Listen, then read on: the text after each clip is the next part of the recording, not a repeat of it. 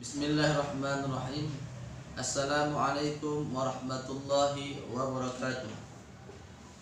Bersyukur kita kepada Allah dengan mengucapkan Alhamdulillahirabbil alamin.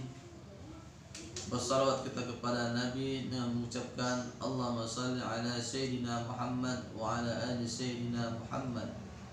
Bapak Ibu mahasiswa sekalian, pada pagi hari ini kita mulai pembelajaran mata kuliah Sejarah Pendidikan Islam Indonesia, yang mana materi pada hari ini kita akan membahas bagaimana pendidikan Islam pada masa Kesultanan Mataram.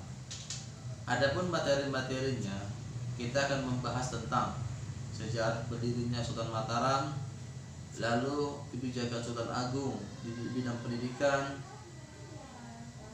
Yugosworo dan Tahun Saka, serta kategorisasi masyarakat pada masa Sultan Mataram. Baiklah, bab pertama kita akan memulai dengan sejarah berdirinya Sultan Mataram. Bapak Ibu mahasiswa sekalian, perlu kita ketahui bahwasanya kerajaan Mataram ini bermula dari suatu kadipaten di bawah kekuasaan Raja Pajang, yang mana Ki Ageng Pemanahan memberikan hadiah kepada Jagatingkir sebagai jasanya telah membunuh atau menaklukkan Arya Panangsang. Lalu di tahun 1982 Jagatingkir wafat dan diteruskan oleh Arya Panggiri sebagai meneruskan Jagatingkir. Namun pada pemimpinannya masyarakat kurang senang dengan Arya Panggiri, sehingga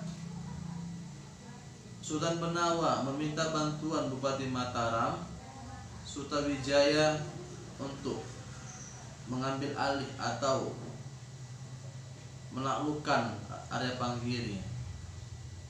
Dan pada tahun 1986 Masehi, Raja Pajang berhasil ditaklukkan oleh Sultan Wijaya, sehingga pemerintahan Pajang dipindahkan ke Mataram. Disitulah sekaligus menandakan berdirinya Kesultanan Mataram. Namun Sultan Wijaya meninggal, lalu digantikan dengan putranya Raden Mas Jolang, atau dengan kita sebut Sultan Agung, yang mendapat gelar Sri Susuhunan Hadi Prabu Hanyakrawati, yang masa pemerintahannya dari tahun 1601 sampai 1613 Masehi. Selanjutnya kita akan membahas tentang kebijakan Sultan Agung, sinkretisme Sultan Agung di bidang pendidikan. Sebagai wujud perhatian Sultan Agung di bidang pendidikan, Sultan Agung memberikan atau menghadiahkan tanah kepada kaum santri untuk dibangun atau sebagai mengelola pendidikan keagamaan. Dan atas kebijakan ini Sultan Agung berhasil mendirikan pesantren kurang lebih 300 pesantren pada masa itu, yang mana kegunaan pesantren itu diharapkan sebagai menambahkan wawasan agama pada masyarakat. Dan lebih uniknya lagi, tanah-tanah yang dibangun pesantren itu Sultan Agung bebaskan pajak-pajak, sehingga tanah tersebut bebas dari kutipan-kutipan pajak. Selanjutnya ada juga kebijakan Yugosworo atau Tahun Saka, yang mana mengubah Tahun Saka menjadi kalender Jawa. Kalender Jawa Tahun Saka ini sudah berlangsung pada abad ke-8, yang mana pada kerajaan Jawa Hindu, dan pada masa Raja Sultan Agung merubah Tahun Saka menjadi kalender Jawa yang mirip bahasa Arab, seperti hari-hari Ahad, Senin, Selasa, Rabu, Kamis, Jumat, Sabtu. Sultan Agung mengubah Tahun Saka menjadi kalender Jawa. Dan ada pun juga kebijakan ekonomi yang dilakukan oleh Sultan Agung Pertama, meningkatkan pertanian dengan lebih dahulu mendistribusikan tanah, membentuk forum produksi tanah, dan membangun bendungan beserta saluran airnya, sehingga pada masa itu pangan untuk masyarakat tercukupi. Dan juga ada juga Sultan Agung membentuk petugas pajak dan menentukan bayaran pajak berapa yang harus dibayar kepada kerajaan. Dan ketiga, membentuk keuangan yang mengurusi segala pemasukan untuk kas kerajaan. Setelah kebijakan, pendidikan dan Yugoswar dan Saka, selanjutnya kita akan melihat kategorisasi masyarakat pada masa Sultan Mataram. Yang pertama ada namanya kaum priai. Kaum priai ini adalah merupakan kaum bangsawan, masyarakat bangsawan yang menduduki pemerintahan Belanda.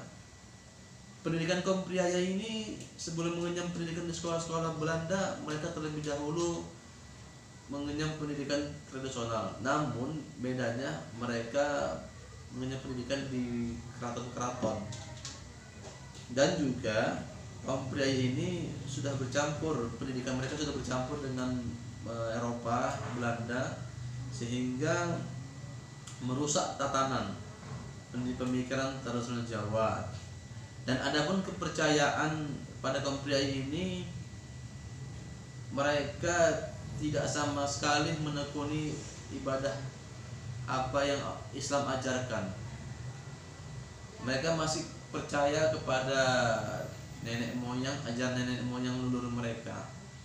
Itulah kaum priai. Setelah kaum priai ada namanya kaum abangan.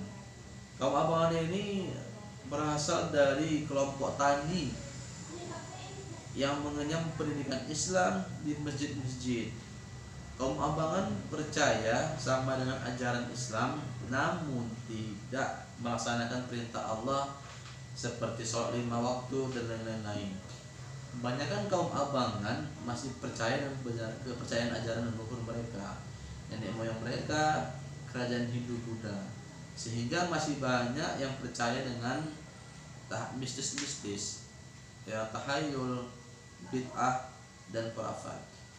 Setelah kaum abangan ada namanya kaum santri. Kaum santri ini bisa disebut masyarakat yang dinilai mantap beribadah. Mereka menekuni ajaran-ajaran yang Islam bawa seperti sholat 5 waktu dan lain-lain. Mereka terus mengaji, mengasah pendidikan Islam di pesantren-pesantren yang diajari oleh guru mereka, kiai, dan juga para alim ulama. Bagi kalangan santri, peribadatan menjadi aktivitas yang rutin, dan mereka memperkuat keimanan mereka dan ketakwaan mereka kepada Allah. Kaum santri ini sangat banyak berpengaruh untuk mengusir penjajahan Belanda, dan mereka juga gencar menghapuskan atau menghilangkan kepercayaan seperti kaum abangan dan priai yang percaya kepada tahayul, bid'ah, dan khurafat. Mereka gencar untuk mengajak kepada kaum lain supaya percaya kepada Allah dan meninggalkan ajaran-ajaran nenek moyang yang berbau mistis tersebut. Demikian Bapak Ibu mahasiswa sekalian, ini yang dapat saya terangkan tentang sejarah pendidikan Islam pada masa Sultan Mataram. Insyaallah kita akan lanjut pada minggu depan tentang materi yang berbeda. Demikian dapat saya sampaikan. Wassalamualaikum warahmatullahi wabarakatuh.